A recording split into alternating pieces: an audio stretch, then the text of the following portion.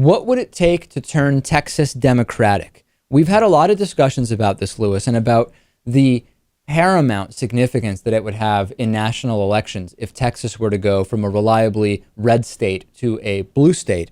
Think Progress has an article by Rui Teixeira saying that it talks about this, it talks about demographics, and really demographics is one of the main things that is being discussed in the context of Texas turning blue.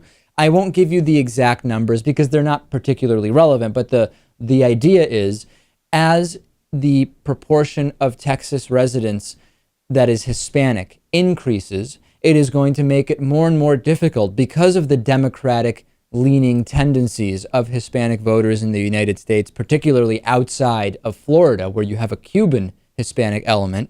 It's going to make it more and more difficult for Republicans to continue their stranglehold in Texas. Now, the issue is that the estimates of how quickly there might be an increased share of Hispanics in Texas is not necessarily based in reality. Some estimates say that it could be huge. It could be, over 50% very, very soon, while others say it's kind of based on outdated data.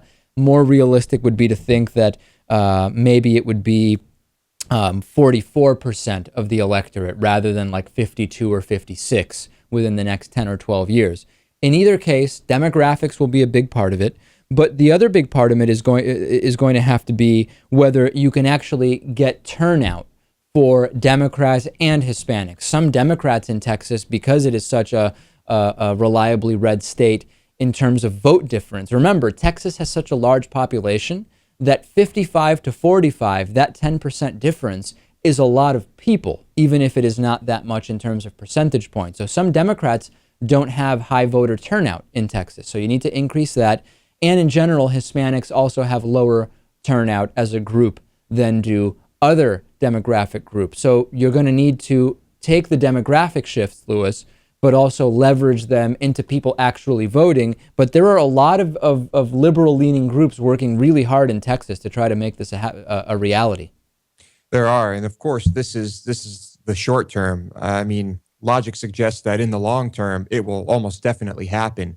Well, the one reason it might not is Republicans know about this, and they will try to redistrict. I have to use the politically correct term, redistrict their way to victory. And Rick Perry just a few months ago called for a special session on redistricting, and they're going to take these methods as far as they can.